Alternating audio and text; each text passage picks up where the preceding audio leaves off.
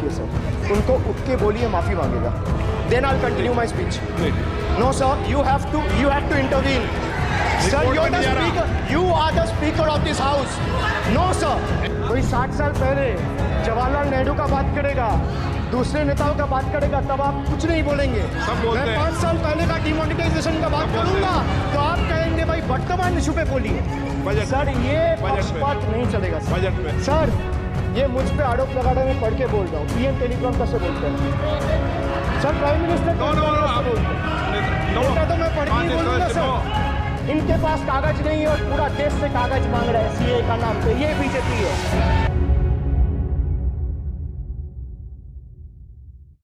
नमस्कार, मैं अश्विनी कुमार।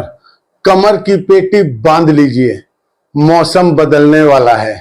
अभिषेक बनर्जी की इस बात की चर्चा जोरों पर है। तृणमूल कांग्रेस के सांसद अभिषेक बनर्जी और लोकसभा के अध्यक्ष ओम बिरला के बीच संवाद की काफी चर्चा है। अभिषेक बनर्जी ने जिस आक्रामकता के साथ अध्यक्ष के सामने अपनी बात रखी, अध्यक्ष ने भी उसी उदारता के साथ अपनी बात रखी। विपक्ष और अध्यक्ष के बीच आक्रामकता और उदारता का यह एक्सचेंज, आदान प्रदान देखने लायक है और यह भारत के संसदीय इतिहास के पन्नों को इस बार अलग तरीके से भरते जा रहा है। दूसरी बार अध्यक्ष बनने के बाद इस बार अध्यक्ष जी के लिए सदन का अनुभव नया लग रहा है और चुनौतियां पहले से बड़ी नई तो है ही।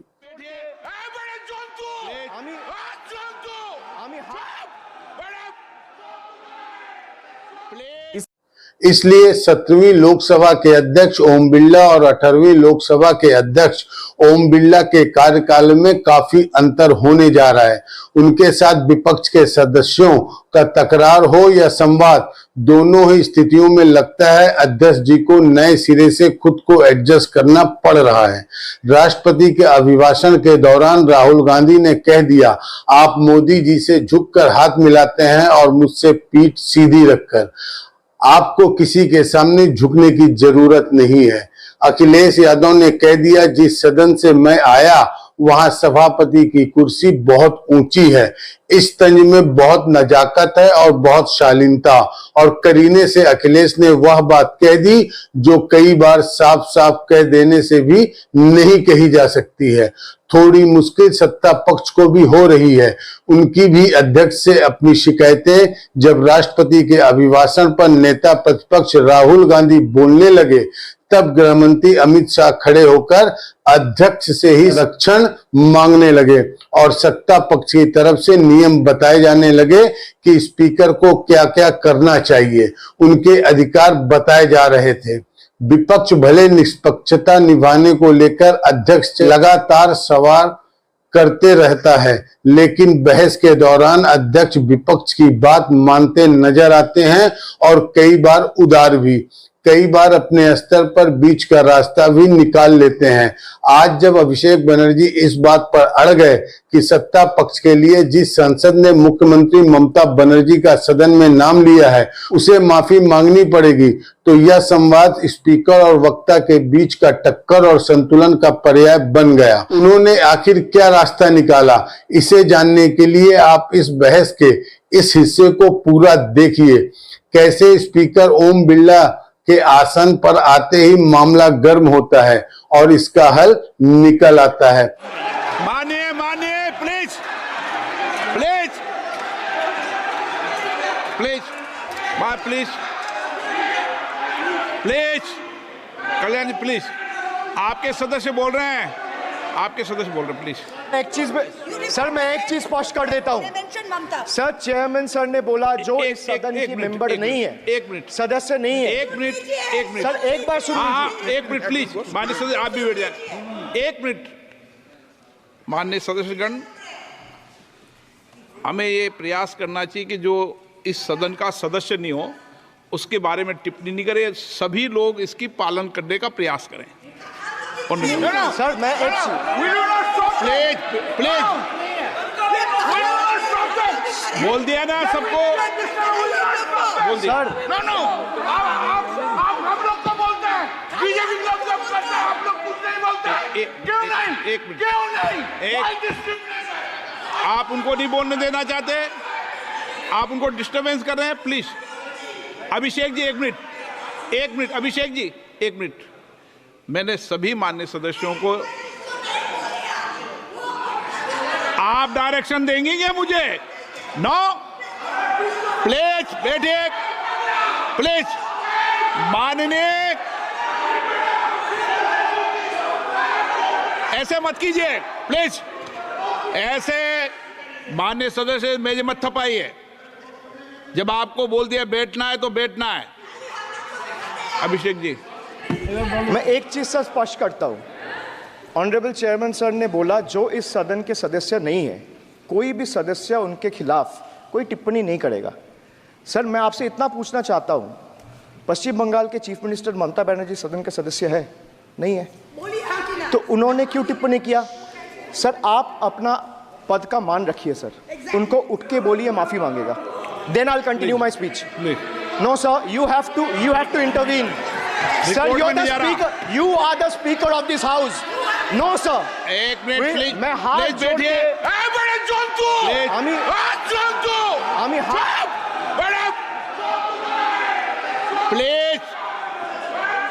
प्लीज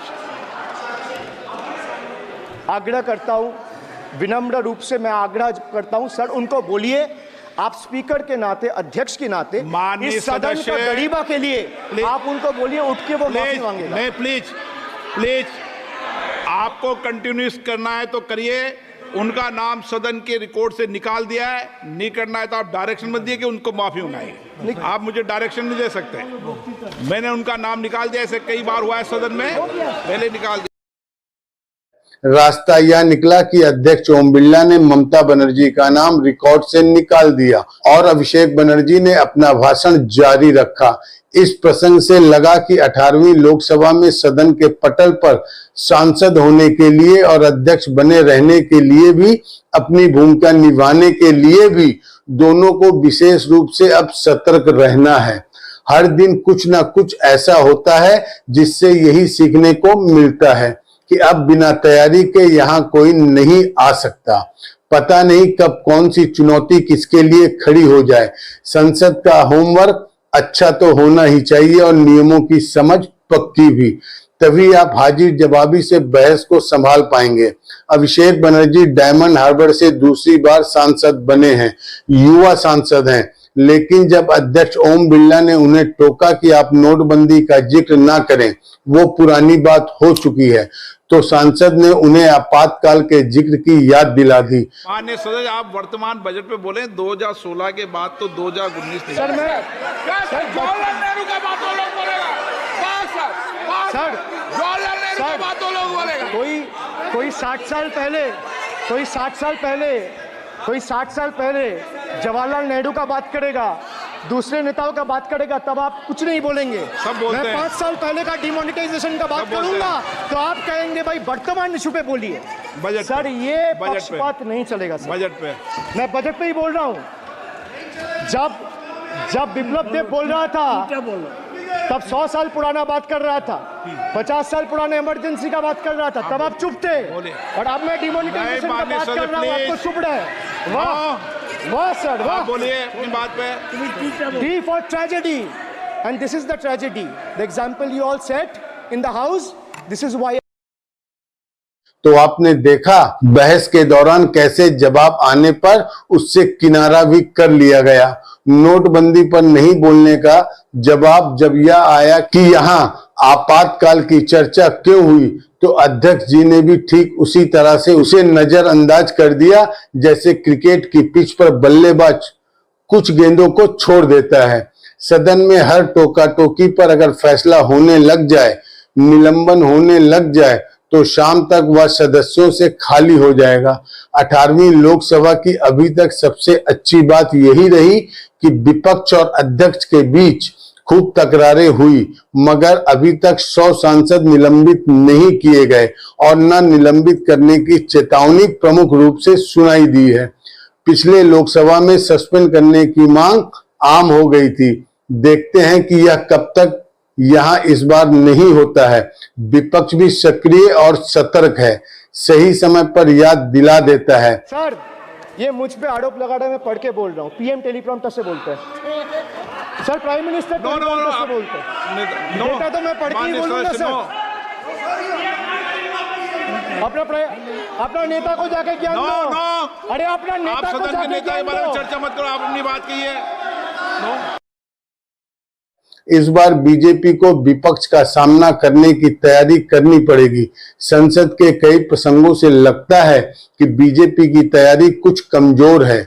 10 साल से मोदी मोदी करने की राजनीति ने उसे खास तौर से आक्रामक तो बनाया है, लेकिन संसदीय कौशल में, हाजिर जवाबी में, भाषण में, तर्क रखने के कौशल में बीजेपी के सांसद पिछड़ते नजर आ रहे हैं। हाजिर जवाब तो लगते भी नहीं और कई बार ऐसे तर्क रख देते हैं जो अब विपक्ष के लिए फुलटॉस की तरह हो चुका है। Their slogan was, जो राम को लाए हैं हम उनको लाएंगे बैकफायर्ड सर।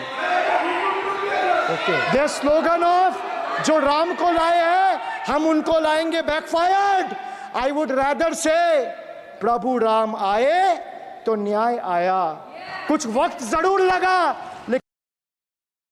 एक और अंतर नजर आ रहा है। एक समय बीजेपी के पास बड़े बड़े नेता थे, उनकी पहचान धुरंधर प्रवक्ता के रूप में भी होती थी। आज बीजेपी के प्रवक्ताओं की ये हालत है कि उसे टीवी चैनल से उधार के तौर पर प्रवक्ता लाने पड़ रहे हैं। एक समय था जब इंतजार होता था कि विपक्ष की तरफ से किसका जोरदार भाषण होगा। सदन की बात कर रहा हूं, अब समय बदल गया है। विपक्ष के सांसद बेहतर तैयारी के साथ सदन में बोल रहे हैं।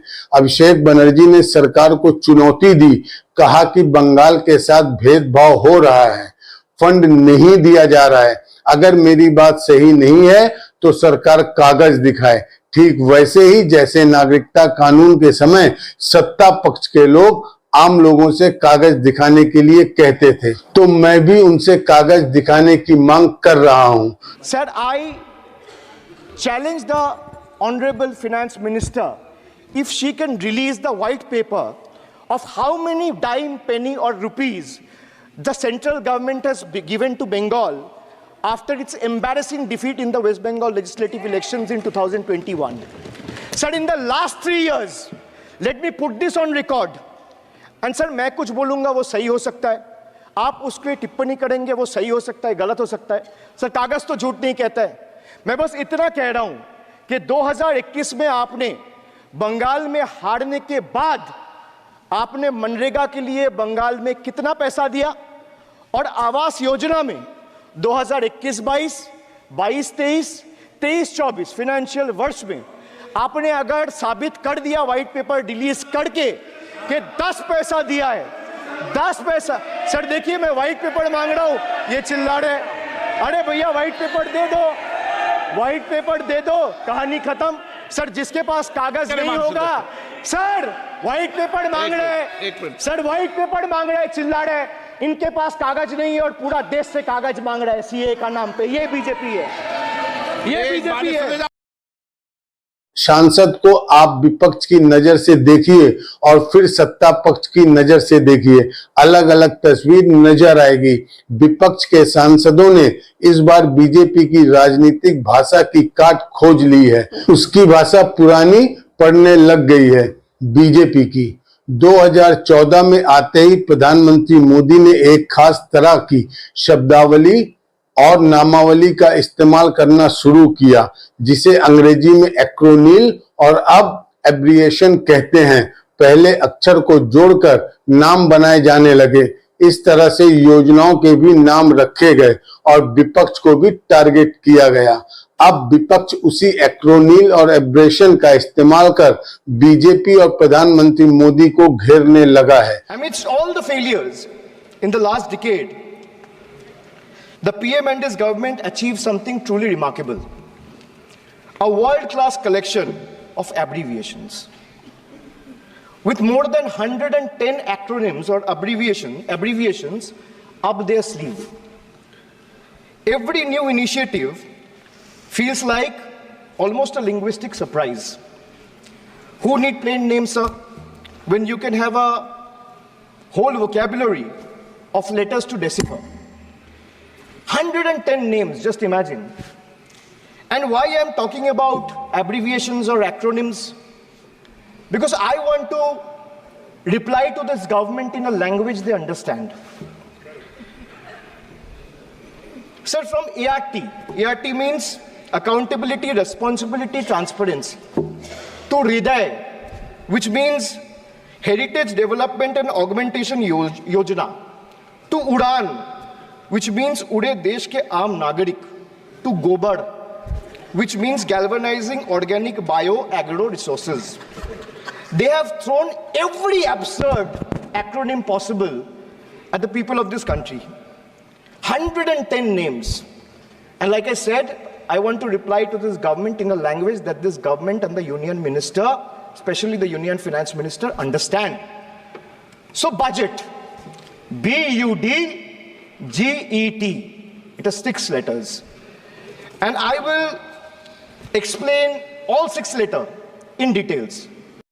बिट्रेड शब्द और बिट्रेल अनपार्लियामेंट्री कैटेगरी में आता है, वो इसका इस्तेमाल नहीं कर सकते। इसके अलावा उन्होंने मिनियन शब्द का इस्तेमाल करा जो आपत्तिजनक है। इन्होंने व्यक्तिगत टिप्पणी करी हमारे यशस्वी प्रधानमंत्री श्री नरेंद्र मोदी पर और इसेंट्रिक शब्द का इस्तेमाल करा। मेरा आपसे निवेदन है कि इन दोनों के लिए, इनको तीनों बातों के लिए इनको माफी मांगनी चाहिए और रिकॉर्ड से ये तीनों शब्द एक्सपंज होने। 10 साल तक गोदी मीडिया आपको यही यकीन दिलाता रहा कि विपक्ष में बोलने वाला कोई नहीं है, प्रधानमंत्री मोदी के सामने कोई टिक नहीं सकता भाषण देने में। लेकिन भाषण के मैदान में काफी कुछ बदल गया। इस चुनाव में राहुल गांधी कई दिनों तक प्रधानमंत्री को डिबेट करने के लिए चुनौती देते रहे और प्रधानमंत्री मोदी ने स्वीकार नहीं किया, जबकि कहा यह जाता था कि मोदी के सामने भाषण देने विपक्ष का कोई भी सांसद नेता टिक नहीं सकता। राहुल गांधी तो बिल्कुल ही नहीं टिक सकते, लेकिन वह मुकाबला इस चुनाव में हुआ ही नहीं। ऐसे ही मुकाबला इसी साल अमेरिका में हो गया। 27 जून को अटलांटा में CNN न्यूज चैनल के मुख्यालय में डोनाल्ड ट्रंप और राष्ट्रपति जो बाइडेन के बीच डिबेट हुई। ट्रंप ने जो बाइडेन को परास्त कर दिया। जो बाइडेन की इतनी बदनामी हो गई कि उन्हें राष्ट्रपति की दौड़ से बाहर होना पड़ गया।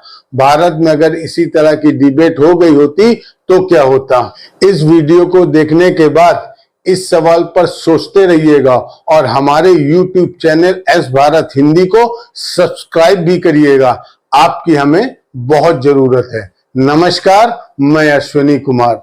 स्वतंत्र और आजाद पत्रकारिता का समर्थन कीजिए, सच में मेरा साथी बनिए। बहुत आसान है दोस्तों, इस सब्सक्राइब बटन को क्लिक करिए और हमारे चैनल को सब्सक्राइब करिए। साथ में बगल में बेल आइकॉन को दबाइए, जिससे हमारी हर खबर आप तक सबसे पहले पहुंच सके।